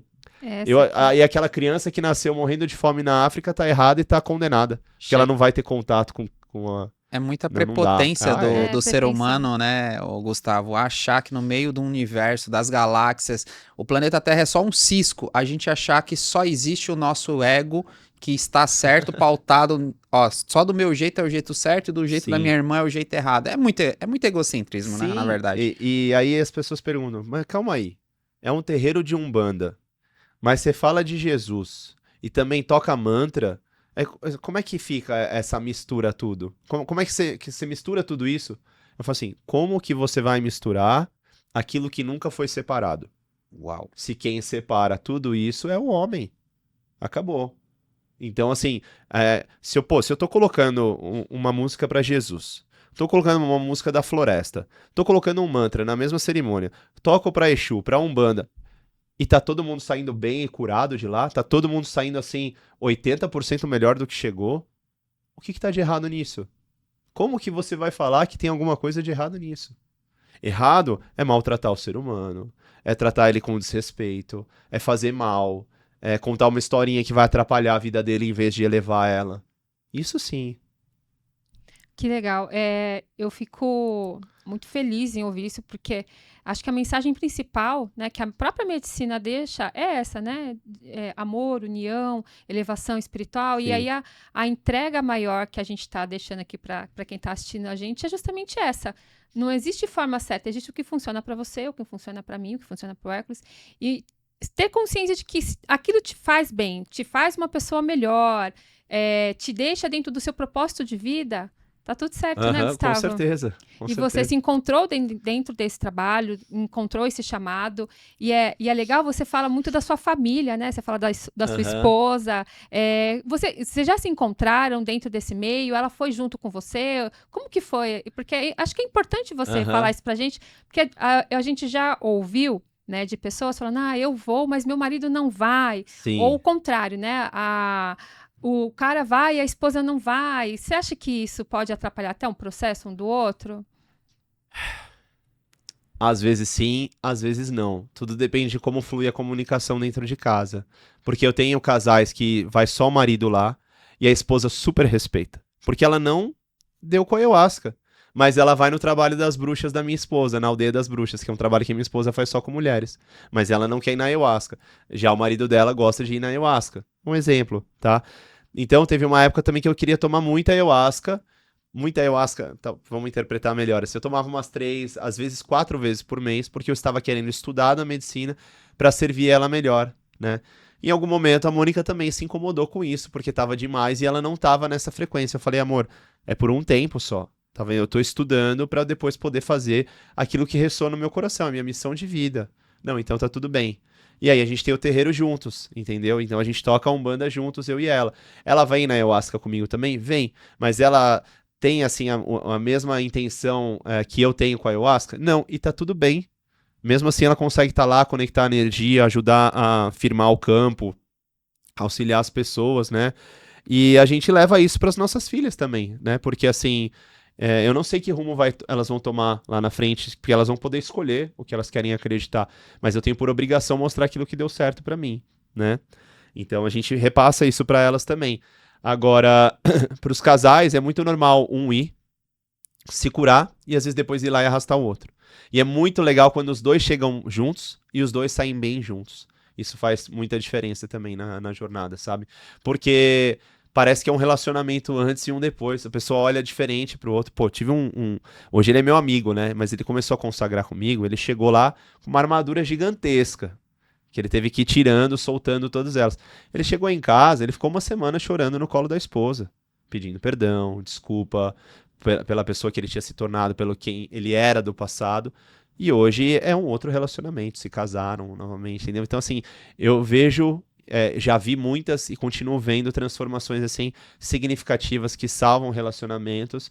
E às vezes outras que fazem a pessoa separar. Pô, mas eu acho que separou a pessoa. Mas separou um casamento infeliz, que já estava infeliz há anos e não conseguia dar certo. E aí deu a coragem para um dos dois tomar o rumo para cada um seguir seu caminho, né? Que legal ouvir isso, né? A gente sabe a importância que é das pessoas, né, quando mantém um relacionamento, terem não só o respeito, mas também terem uma comunicação ali que interage, né? Aham. Imagina, você chega falando um chega falando do A e o outro chega falando do B e ninguém entende porque tá todo mundo no C, sabe? Aham. Fica meio estranho, mas é legal. A Mônica, ela também trabalha com você, tem esse outro trabalho paralelo que é para mulheres, né? Que Aham. você falou, direcionado para mulheres. Então, meninas, vamos lá. Aldeia das Bruxas. Aldeia das Bruxas, da Mônica Bongioli. Vamos lá seguir a Mônica, ver como que é esse trabalho dela para participar. De repente você se conecta. E aqui o Gustavo para falar do trabalho dele. Gustavo, deixa suas redes sociais, site, Sim. como for, tudo que você tiver de arsenal de informações. Como que funciona. Você falou que são dias diferentes, trabalho de ayahuasca e do Isso. templo da Umbanda, né? É. Vou dar um panorama geral, assim. Eu vou ter 3 redes sociais principais aí, que é a Gustavo Bondioli, que é a minha pessoal. Tem o Templo Xamânico 7 Flechas, escrito tudo junto. E tem o Templo de Umbanda 7, número 7, Flechas, né? E o Templo de Umbanda, ele acontece de segunda-feira. Uma segunda sim, uma não. Uma segunda é aberta ao público para atendimento, a outra é fechada para o desenvolvimento mediúnico da corrente. Os trabalhos xamânicos, eles acontecem, os rituais de ayahuasca, uma vez por mês, no final do mês, tá? E aí acontece na sexta e no sábado, ou no último, ou no terceiro, ou no quarto final de semana do mês, né? Aí eu vou falar todos os projetos, tudo que tem aqui. A gente também tem a Roda da Cura. A Roda da Cura é um projeto filantrópico para pessoas que muitas vezes não têm condição de contribuir com a troca de energia do nosso trabalho. Então a pessoa participa de uma roda de conversa numa quarta-feira à noite e dali 2 semanas ela tem um ritual filantrópico, onde ela vai contribuir com R$80. Se ela puder, se ela não puder, ela pode ir independente de ter o valor ou não, porque a ideia é poder viabilizar o projeto para o maior número de pessoas possíveis, né? A gente tem também a Marmita Solidária, que é um trabalho que é feito a cada 3 semanas. A gente tem um casal de irmãos, que é o Anderson e a Núbia. Eles distribuem em torno de 200 marmitas lá na Baixada do Glicério. Então a gente aceita alimentos não perecíveis como doação também. E no final, agora a gente vai ter uma ação para uns cachorrinhos lá de Minas Gerais, que também para montar casinha para eles, ajudar com ração, né? Que é uma instituição que a minha esposa já ajuda há bastante tempo. E no final do ano a gente tem as sacolinhas de Januária, em Minas Gerais, que a gente ajuda instituições que são comunidades quilombolas, na verdade, que não têm condição, são crianças que não ganham presente o ano inteiro. Então a gente monta uma sacolinha completa para elas, com kit de higiene, brinquedo, roupinha. E a gente já foi uma vez entregar lá pessoalmente também, mas a gente tem um casal que é lá daquele primeiro lugar que eu falei que é o 7 Luas e 7 Flechas, que a gente está em parceria com eles até hoje, e eles que apadrinham essas crianças e a gente ajuda a montar as sacolinhas de Natal. Aí tem também a rede social da Roda da Cura, e também tem um trabalho que eu faço chamado o Despertar Masculino, que é um encontro só de homens que a gente faz também uma vez por mês lá no templo, ou também a gente faz os retiros de sagrado masculino, que a cada 3, 4 meses, são 3 vezes ao ano, a gente junta um grupo só de 15, 20 homens, vai para um retiro, toma ayahuasca, faz roda de conversa, enfim. Tem todos esses projetos aí, é um arsenal para poder E olha, o que é ajudar. mais impressionante, né? Mesmo com tanto trabalho, você ainda consegue encontrar tempo para fazer o que a gente tem que fazer aqui, servir o outro sem troca, né? Assim, Aham. dar, né? Doar. E até a gente tem a mensagem muito forte, que há mais em dar do que em receber. Com certeza. E aí vai muito de encontro com o propósito de vida, né? Quando você consegue fazer a diferença na vida de uma pessoa, você já está fazendo muito, né? E com certeza Sim. esse seu trabalho, todos esses seus trabalhos, e essencialmente essa essência essencialmente ficou muita coisa, né? A essência desse trabalho, para quem não pode, mas de repente precisa por necessidade inúmeras, né? Às vezes a pessoa tem depressão, tem algum problema de saúde financeira, emocional, enfim, não vai deixar de ter acesso, né? Então, Gustavo, parabéns, viu? Obrigado. Que Obrigado. a espiritualidade, Deus, tudo que você se conecta, a força, a medicina, essas consciências e todos os seus guias continuem guiando o seu trabalho para alcançar o máximo de pessoas, porque eu sei que isso vai como missão para você, né? E deve fazer a diferença na sua vida, que vocês sejam sempre abençoados por isso, viu? Gratidão. Isso ressoa muito no meu coração, assim, quando eu tô num ritual, é o que eu amo fazer. Eu tô ali, eu conecto 100% entregue naquilo que eu sinto que é a missão da minha alma, assim, sabe? E eu gosto e eu fico feliz quando eu tô fazendo. E o que eu entrego no filantrópico é igual o que eu entrego pra quem paga pra ir na cerimônia, assim, igual, porque não tem essa distinção, sabe? Quando você ajuda o próximo, você tá sendo mais beneficiado do que ele mesmo. Então eu falo pras pessoas assim, tá tendo um dia difícil? Pega um prato de marmita, vai na rua, entrega pra alguém, você vai ver que o seu dia melhora na hora. Rápido e simples assim, sabe? Gustavo, obrigado pela sua participação. Gostaria de fazer um pedido, se tiver algo que você queira deixar como incentivo para a humanidade, como incentivo para quem está buscando esse chamado das medicinas. Um conselho final, o que você falaria para essas pessoas que estão em busca do desenvolvimento, do autoconhecimento, da expansão de consciência? Uma mensagem final, do fundo do seu coração. Certo. Uma certa vez o Mestre Jesus disse assim: eu sou o caminho, a verdade e a vida, e ninguém vem ao Pai senão por mim. E o que o Mestre quis dizer realmente é que eu sou o caminho, eu sou a verdade e eu sou a vida. E ninguém vem, porque é dentro, o Pai está dentro, ele não está fora, não é vai até o Pai, é vem ao Pai, senão por mim. Ele estava falando de cada um de nós e não dele mesmo. Né? Então, assim, para as pessoas pararem um pouco de querer terceirizar a responsabilidade dos acontecimentos que vão ter na vida dela, e entender que é ela que tem que fazer a parte dela. Eu sempre falo para os irmãos, dá o passo que Deus dá o chão, mas faz a sua parte. Como o mestre disse, faça a sua parte e eu lhe ajudarei. Então não fique esperando o externo acontecer. O milagre já está acontecendo mesmo quando você não está vendo. Mas quando você faz a sua parte, isso facilita para as coisas acontecerem e darem certo na sua vida. Acho que é isso. Que linda Incrível. mensagem. Muito obrigada Obrigado. mais uma vez por ter aceitado o nosso convite. Eu que E agradeço. vamos fazer aquele cumprimento deles lá? Arro! Arro! Gratidão. Obrigada. Gratidão.